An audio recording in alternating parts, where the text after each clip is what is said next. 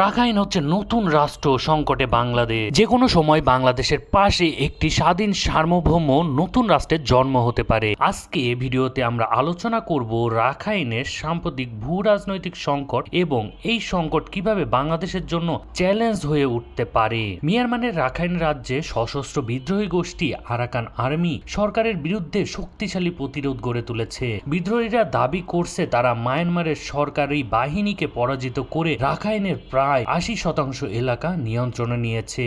তাদের লক্ষ্য একটি স্বাধীন রাষ্ট্র প্রতিষ্ঠা করা। এই দাবি দক্ষিণ এশিয়ার ভূ রাজনীতির এক নতুন অধ্যায়ের সূচনা করছে। রাখাইনের পরিস্থিতি ইতিমধ্যে আন্তর্জাতিক সম্প্রদায়ের নজরে এসেছে। ভারতের, চীনের এবং যুক্তরাষ্ট্রের মতো শক্তিধর দেশগুলো এই পরিস্থিতির দিকে গভীর নজর রাখছে। ভারত রাখাইন অঞ্চল তার উত্তর পূর্ব সীমান্তের নিরাপত্তার জন্য অত্যন্ত গুরুত্বপূর্ণ।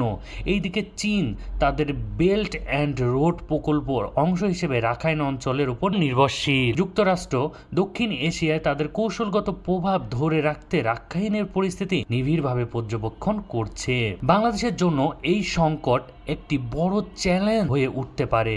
রাখাইনের সংঘাত বাড়লে রোহিঙ্গা শরণার্থীর সংখ্যা আরও বৃদ্ধি পেতে পারে। বাংলাদেশকে এখন আন্তর্জাতিক মহলে কৌশলগত অবস্থান নিতে হবে যাতে এই সংকটে দেশের নিরাপত্তা ও অর্থনীতির উপর প্রভাব না ফেলে। রাখাইনের ভবিষ্যৎ রাষ্ট্র গঠনের সম্ভাবনা দক্ষিণ এশিয়ার ভূ রাজনীতিতে বড় ধরনের পরিবর্তন আনতে পারে। কি হবে যদি আরাকান আর্মি একটি স্বাধীন রাষ্ট্র প্রতিষ্ঠা করতে সফল হয়, বা বাংলাদেশের জন্য এর অর্থই বা কি হবে? এটাই ছিল রাখাইনের ভূ রাজনৈতিক সংকট সম্পর্কে আমাদের আলোচনা। আপনার মতামত কি? এই পরিস্থিতিতে বাংলাদেশ এবং দক্ষিণ এশিয়ার উপর কি প্রভাব ফেলতে পারে কমেন্ট করে জানাবেন। আর যদি এমন তথ্যবহুল ভিডিও পছন্দ করে থাকেন আমাদের চ্যানেলটিকে সাবস্ক্রাইব করে এবং ভিডিওটি লাইক ও শেয়ার করতে ভুলবেন না।